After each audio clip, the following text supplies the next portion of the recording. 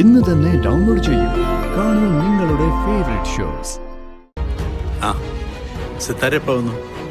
ഉദയനെയും നിർമ്മലയും ഒന്ന് കാണാനായിട്ട് വന്നതാ.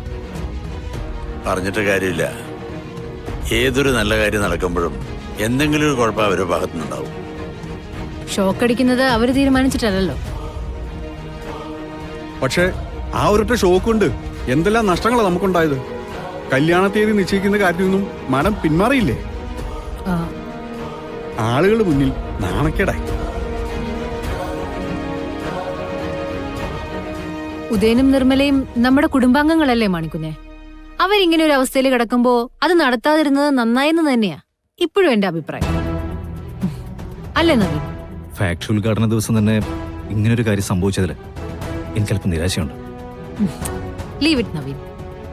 നമ്മൾ ഇടപെടുന്ന ഫീൽഡില് എത്രയോ പ്രശ്നങ്ങൾ ഉണ്ടാവാറുണ്ട്. ഞാനും താനും ഒക്കെ അത് സ്ഥിരമായി ഹാൻഡിൽ ചെയ്യുന്നവരല്ലേ. നമുക്കിത് മാനേജ് ചെയ്യാടോ. ഇന്ന് വിവാഹത്തിന്റെ തീരുമാനം മാറ്റിവെച്ചൊന്നും നോക്കണ്ട. അടുത്ത ദിവസം തന്നെ നമുക്ക് ചടങ്ങ് നടത്തിയേക്കാം.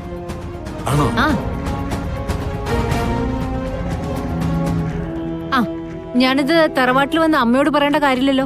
വേണ്ട, അമ്മയോട് ഞാൻ പറഞ്ഞോളാം. സിത്താര പെട്ടെന്നൊരു തീരുമാനം എടുത്തപ്പോ എല്ലാവർക്കും ടെൻഷനായിരുന്നു. ഇപ്പതാ പൂർണ്ണമായിട്ട് മാറിയിട്ടോ. മാഡം ഗാദയുടെ അടുത്ത് പറഞ്ഞു. ഞാൻ എന്റെ മോളോട് പറയുന്നത് ഒരു സർപ്രൈസ് ആയിരിക്കും.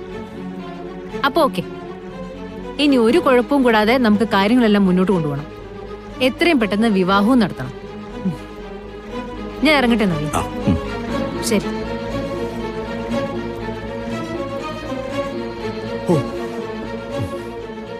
എന്റെ പൊന്നു സാറേ, എനിക്കിപ്പോഴാ ശ്വാസം നേരെ വീണത്. ഇവരുണ്ടല്ലോ, ഈ പോയ അയൺ ലേഡി, ഇവരൊരു തീരുമാനം എടുത്താ അട്ട പിടിച്ച പോലെയാ, വിടില്ല. എല്ലാം കൂടെ അവസാനിപ്പിച്ചു കളയുമെന്ന് ഞാൻ പേടിച്ചു. അങ്ങനെ അവസാനിപ്പിക്കാനൊന്നും പറ്റില്ല മണിക്കുഞ്ഞ്. എന്റെ കൂടെ ജീവിക്കാൻ തീരുമാനിച്ചിരിക്കുന്നത് ഗാദയ. അവളുടെ തീരുമാനം എനിക്ക് പ്രശ്നമുള്ളൂ.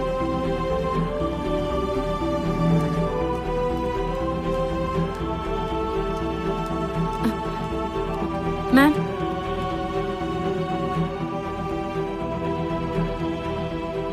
എന്തൊക്കെ ഇവിടെ നടക്കുന്ന മാം? മാം, കീർത്തിയുടെ നവീന്റെ വിവാഹം നടത്തി കൊടുക്കാന്ന് അവർക്ക് വാക്കുകൊടുത്തു. പുറത്തിറങ്ങിയപ്പോ നവീന്റെ ഗാഥാ മാഡത്തിന്റെ വിവാഹം നടത്താന്ന് നവീന് വാക്കുകൊടുത്തു. എന്താ മാം ഉദ്ദേശിക്കുന്നത്?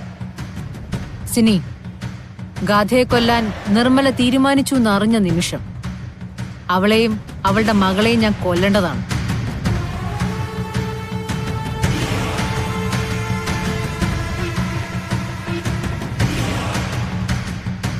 പക്ഷേ അത് ഞാനായിട്ട് ചെയ്യണ്ടെന്ന് ഞാനങ്ങ് തീരുമാനിച്ചു.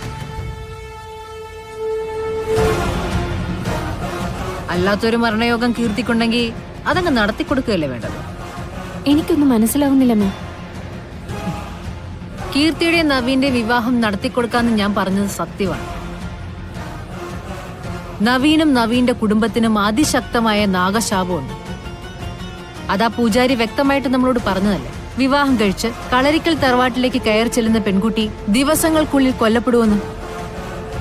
ഞാൻ എന്റെ മോളെ കുരുതി കൊടുക്കണോ അതോ എന്റെ മോളെ കൊല്ലാൻ ശ്രമിച്ചവളെ കുരുതി കൊടുക്കണോ?